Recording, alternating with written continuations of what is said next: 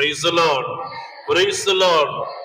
ప్రియ దేవుని బిడ్డలారా, క్లిష్ట పరిస్థితుల్లో, బాధల్లో, పతన కాలంలో ఉన్నటువంటి ఇజ్రాయేలు ప్రజలకు యెషయా ప్రవక్త ఒక గొప్ప వాగ్దానాన్ని ఇస్తూ ఉన్నాడు. యెషయా ప్రవక్త వారిలో ధైర్యాన్ని నింపుతూ ఉన్నాడు, ఒక ఆశను చిగురిస్తూ ఉన్నాడు ఈ విధంగా మాట్లాడడం ద్వారా. అయితే ఈ కొమ్మ ఎవరు, ఈ పిలక ఎవరు అంటే మెస్సయ్య, క్రీస్తు ప్రభు, యేసు ప్రభు.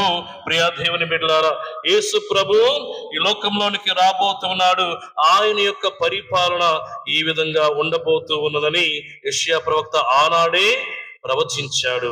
ఆ ప్రవచనమే క్రీస్తు ప్రభువులో నెరవేరింది అనటంలో ఎటువంటి సందేహము లేదు. ఎందుకంటే క్రీస్తు ప్రభువు ఈ లోకానికి వచ్చినది శాంతిని ఇవ్వడానికి, ప్రేమను పంచడానికి, క్షమించడానికి ఆయన యొక్క జీవిత విధానం ద్వారా మనకి చూపించి ఉన్నాడు.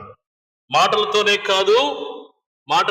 కాదు ఆయన యొక్క జీవిత ప్రవర్తన ద్వారా కూడా చూపించి ఉన్నాడు. ఈ యొక్క ప్రవచనము క్రీస్తు ప్రభువులో నెరవేరింది అనటలో ఎటువంటి సందేహము లేదు. ఎందుకంటే ఆయన ఇచ్చినటువంటి రాజ్యము ధర్మముతో, న్యాయముతో, శాంతితో నిండి ఉంటుంది. ఆయన పరిపాలన ఏముంటాయి? ధర్మము, నీతి, నిజాయితీ, ప్రేమ, న్యాయము ఉంటాయని ఆనాడు యెషయా ప్రవక్త ద్వారా ప్రభు పలికి ఉన్నాడు.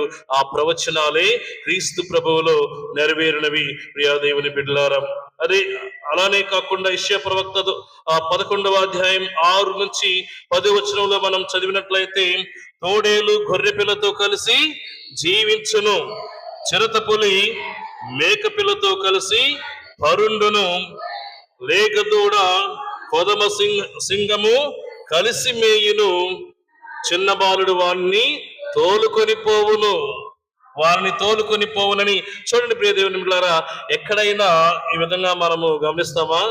ఈనాటి సమాజంలో మనము అవి గమనించము. కానీ క్రీస్తు ప్రభు యొక్క రాకడతో ఇవన్నీ కూడా చోటు చేసుకుంటాయి.